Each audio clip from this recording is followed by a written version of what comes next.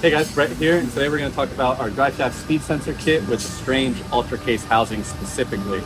Up until this point, you guys know if you have one of these housings, it comes pre-drilled in 4 spots for a 5/16 thread sensor.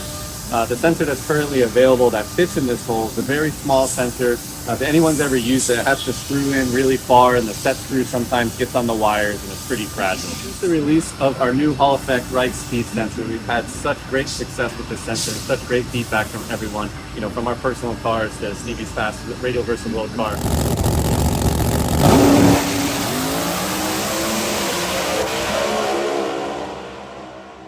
We knew we needed to find a way to get this sensor onto the Ultra Case so everyone could have, that clarity, that resolution, and a better sensor than what was currently offered. So what we discovered is that the hole that comes pre-drilled in here is almost the right size for our sensor. So instead of 5/16 thread, this is a 12 millimeter by 1.5 thread. So what we put together is an optional kit that you can purchase alongside the sensor that's going to come with the drill bit, the tap, and the set screw. The pilot hole is already drilled. You have 4 options of where you want to mount the sensor. So you're just basically going to drill this hole out, tap it to 12 millimeters, and then screw in the high definition right sensor that we all have now. You can do this on the car. You're basically going to take the yoke out. I put a rag in the seal and then I taped it up. So that way any of the metal shavings don't come out. If you wanted to, you could pull this bearing support out.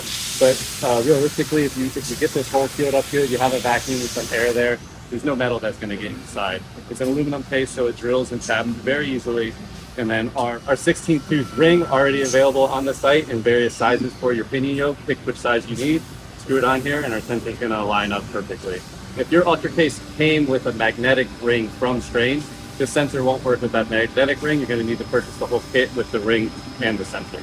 We've created a separate listing for this kit, so it's going to be listed as the Strange Ultra Case setup. So it's going to come with a 2125 ring, drill, tap optional, and the sensor so you can set up on your account.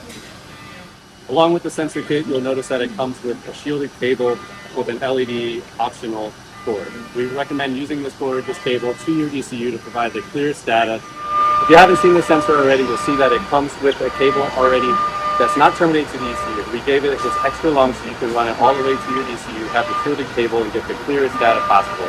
Stevie commented that he could see up to a 1/4 inch of tire movement now with this sensor resolution. If you already have a tap, you don't have to buy it from us. 12 by 1.5, you can tap the hole yourself. Remember, the sensor is the key to this ingredient, but we just wanted to make it as easy as possible for you guys to buy it as a kit or a la carte. Cool. If you're watching this and you don't have an Ultra Case, we do have setups and brackets for pretty much every other rear end housing out there. Go onto the website, check out the link. If you have any questions on what you need to check or measure on your setup to get the correct stuff coming, please just give us a call. We'll try to help you out. Also for the sensor, we have some detailed instructions. We'll put a link down below so you can check out the proper setup. When you drill and tap this hole, make sure you tap it all the way through and back out and clean out the threads well. The sensor should be able to screw in by hand real easily until you get the proper depth. If you notice on the sensor, we have a machine dimple on the sensor that's going to give you the orientation of travel. So you want to align this dimple with the direction of rotation of the wheel. So this dimple here is going to be straight sideways and it's aligning with the trigger wheel on there. This is the proper orientation here. When you have the orientation set and your clearance set, you're going to run down the set screw to put some pressure on the sensor to stop it from backing out. Don't over tighten the set screw as you'll damage the threads on the sensor. You won't be able to remove it later. Good.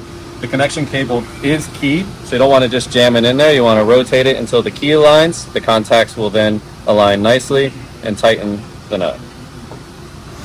Thanks for tuning in, and keep a lookout for new product videos that we're making along. And if you guys have anything specifically you think we should make, comment below and we'll check it out.